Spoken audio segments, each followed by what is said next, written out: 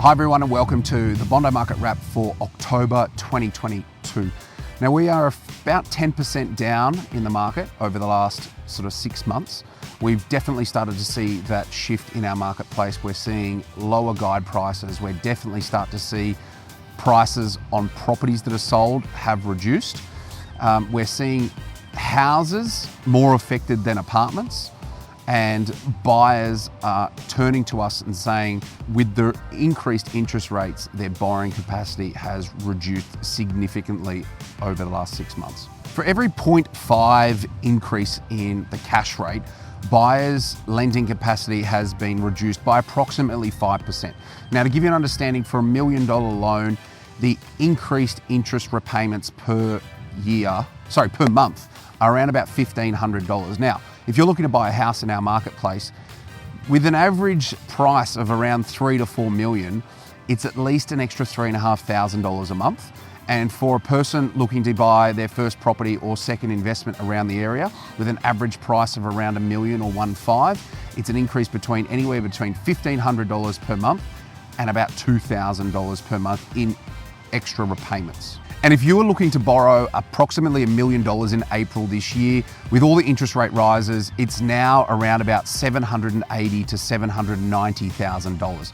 So times that by 3 or 4, whatever you're looking at in purchasing, that's the reduction in a lot of people's lending capacity.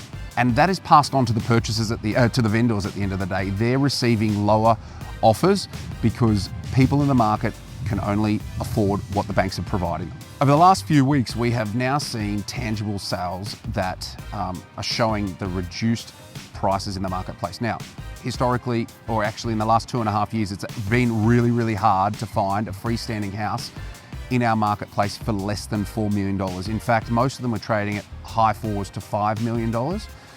In the last 5 weeks, there are 3 examples where we've seen freestanding houses sell for under $4 million. The 3 properties that have sold for under $4 million in the recent weeks are 25A Plowman Street, which sold for $3.92, a freestanding house on Elliott Street, which sold for just under $3.6 million, and at 64 Francis Street in Bondi, which sold for $3.95. All of those were freestanding houses, 3 bedrooms with parking, but admittedly they needed work. But for the first time in a very long period of time, a buyer with a budget of $4 million or below has been able to purchase freestanding in our marketplace. We've also seen a flow-on effect with apartments. There are 2-bedroom apartments in our market selling now for around that 1.1 to 1.2 with a lock-up garage. Everyone's desire is to buy an apartment with a car space, and now that is becoming more affordable.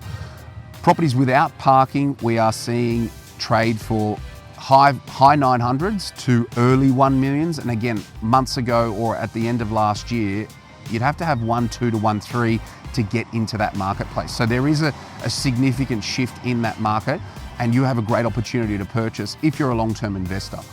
Now, a lot of the buyers we're dealing with are 5 to 10 year purchasers. They're not investors. They're not trying to turn a quick dollar. They're emotionally engaged. They want to live in our area and they want to raise a family, or they want to park themselves here for a good amount of time. So they'll ride the market out. They understand there's probably a little bit more downside. There's a little bit of volatility in it.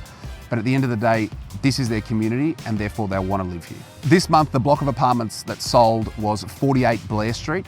It was 4 2-bedroom apartments without parking right at the roundabout on Blair Street where Five Ways is.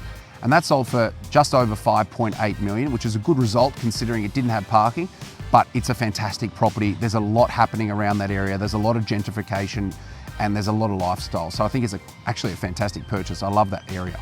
In the month of October, there were 35 registered sales on RP data, which is a little bit lower than what I expect leading into spring and summer. However, it's in line with the current market because there are a few vendors who would have traditionally sold, but due to interest rate rises and the volatility in the market, they're staying where they are, they're assessing their finances, they're either gonna stay put, or instead of purchasing, they will renovate. There's a lot of people looking at adding second additions onto the property and also upgrading their current residence to make it more livable, and therefore holding off selling. Currently, there are 78 properties on the market.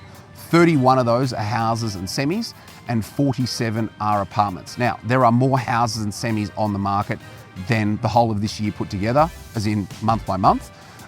This is getting to the point where people are trying to sell before Christmas, but also there is a bit of a lag on from properties that haven't sold in the last 6 to 8 weeks. So there is a residual backlog of stock that where people are still trying to sell and just haven't got there. Apartments, we're on trend. We normally have between 40 and 50 in the market right now, so that's pretty much standard. As always, good luck to all the buyers, good luck to all the sellers, and if you need anything, let me know. Thank you.